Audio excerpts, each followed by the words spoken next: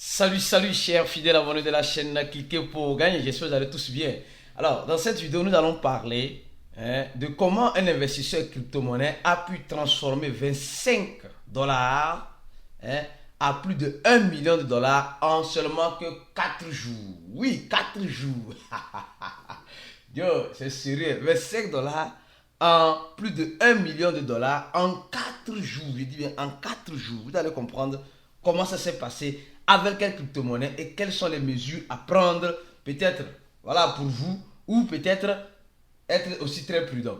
Alors, nous allons aussi parler de Binance au Brésil qui reçoit des accusations. Nous allons parler de Ripple et Nano et qui sont en train de faire feu à quelque part. Nous allons parler de l'émission, je dis bien, de l'émission de plus de 1 milliard de dollars. Nous allons parler des échangeurs et bien d'autres choses. Alors donc si tu n'es pas encore un fidèle abonné de cette chaîne, prenez l'agréable plaisir de vous abonner et mieux encore, activez la cloche de notification pour ne rater aucune de nos prochaines vidéos que nous ferons comme celle-ci. Car sur cette chaîne, nous venons vous informer en temps réel de tout ce qui se passe dans l'écosystème de la crypto-monnaie afin que vous sachiez quelle décision il faut prendre. Alors donc, si tu n'es pas encore un abonné, abonne-toi. Si tu n'as pas encore donné un j'aime à la vidéo, donne un j'aime à la vidéo avant de continuer de la regarder. Et mieux encore, après l'avoir regardé, il faut la partager au maximum pour informer nos frères et sœurs qui se retrouvent aussi dans l'écosystème de la crypto-monnaie pour venir s'informer ici. Alors, aujourd'hui, c'est la fête de Ramadan. Nous, les musulmans, moi, je me considère comme musulman de cœur parce que, en quelque sens, j'ai une belle histoire avec la communauté musulmane. Oui, oui, oui. Pour mes proches, voilà, ceux qui sont très proches à moi, ils savent très bien. Mon parrain, dans les moments difficiles, est une famille musulmane. Mon meilleur ami dans les moments difficiles est un musulman qui m'a soutenu quand personne ne croyait, certes, en moi, dans ce que je voulais faire. Et aujourd'hui, voilà le résultat. Donc, je remercie tous les frères musulmans de cœur. Et je me considère comme un musulman de cœur, sincèrement. Donc, bonne fête de Ramadan à vous tous. Et franchement, vous le méritez. Et les gars, les musulmans, ce n'est pas juste... Quand on parle des musulmans, ne pensez pas uniquement au terrorisme, s'il vous plaît. Enlevez ça dans vos têtes.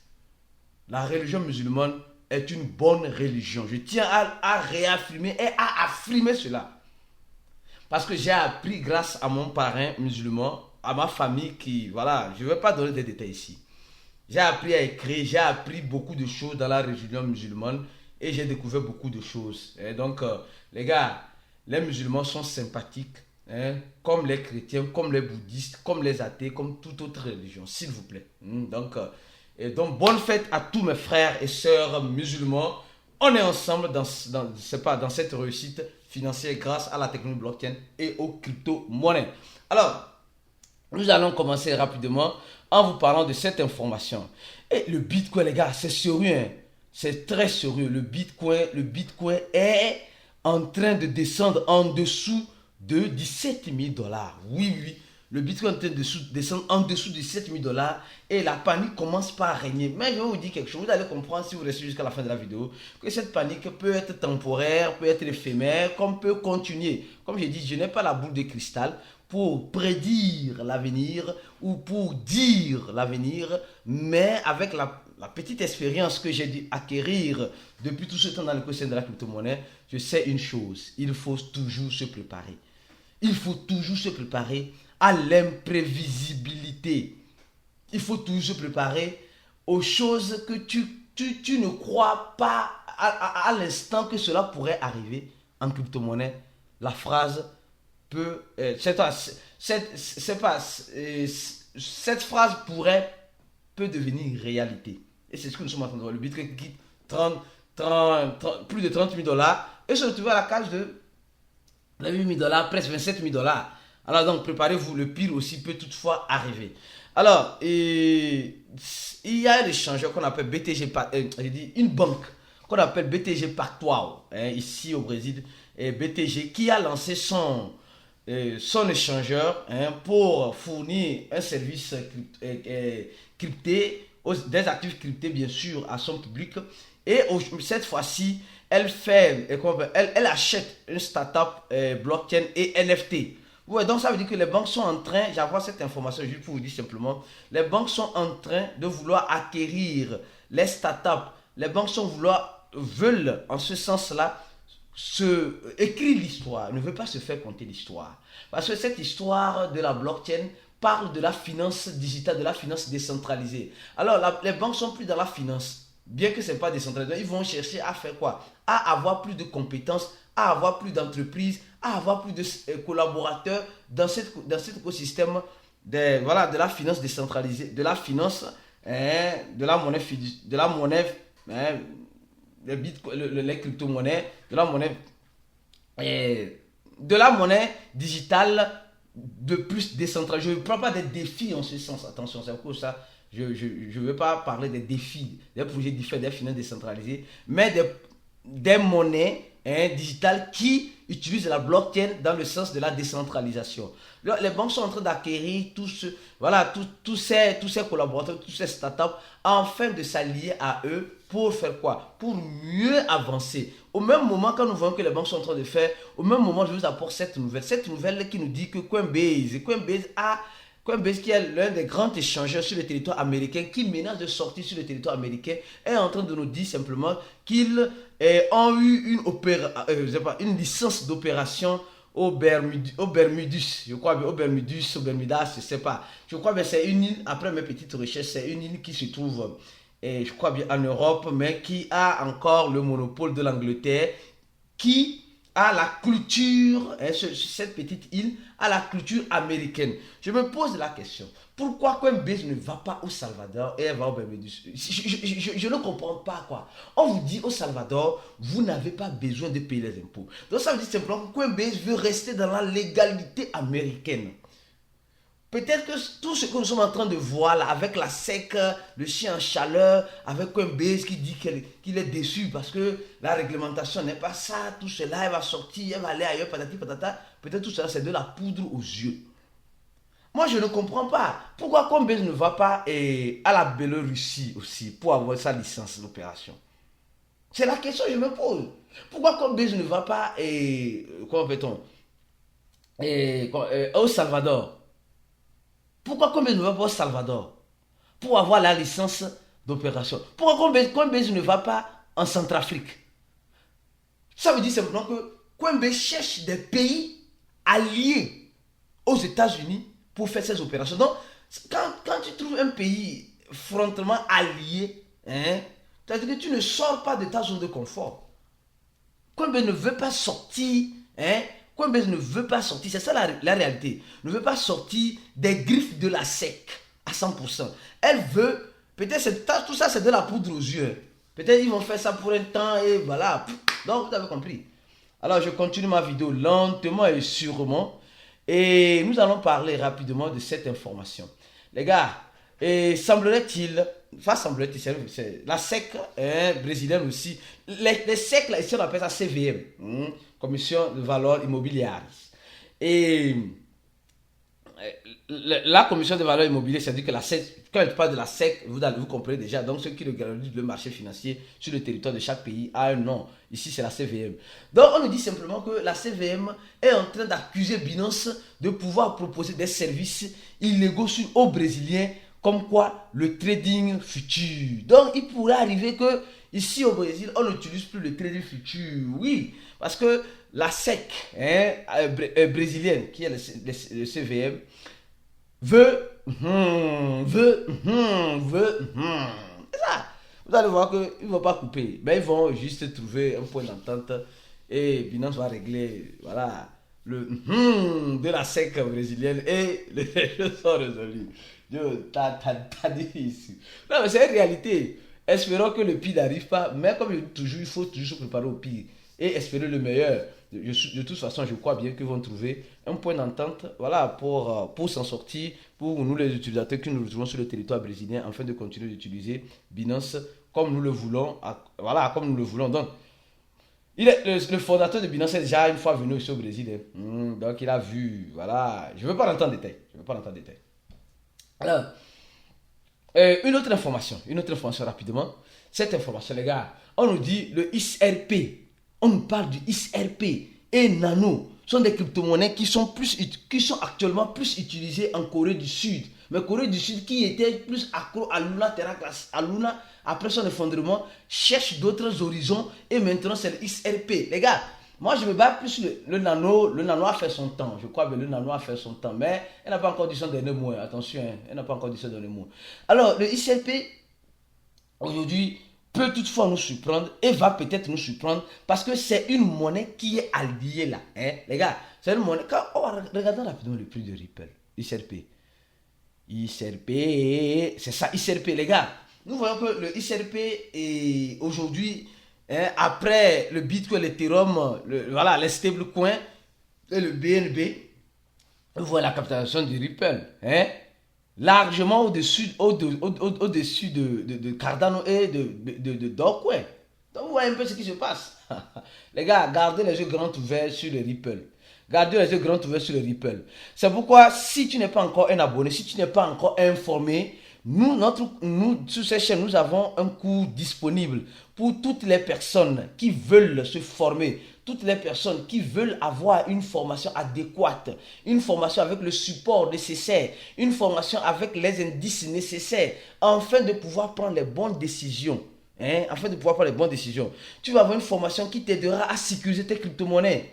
Tu veux, d'abord même aujourd'hui, nous allons faire notre chat voice. Oui, pour ceux qui ne savent pas, nous allons faire une fois par semaine, nous faisons les chat voice. Certes, aujourd'hui c'est Ramadan, nous allons faire une chat voice rapide où nous allons parler de la sécurité et de plusieurs situations actuelles du marché. D'accord? Donc, si tu as déjà rempli le formulaire qui se trouve en dessus de la vidéo, cours vite pour voir dans ton email. Si tu vois l'email, alors cours vite pour payer tes $80 pour pouvoir enfin avoir quoi? Avoir accès à notre groupe et à notre cours pour t'aider dans cet écosystème. Les gars, c'est important.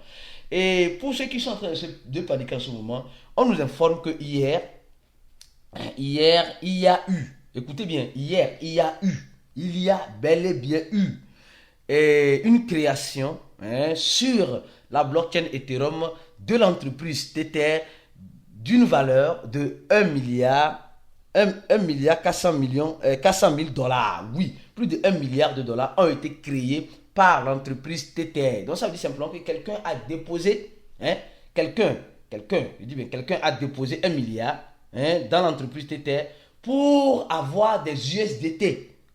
Et quand il va avoir ces USDT, il va aller faire quoi sur le marché? Il va aller vendre les USDT là.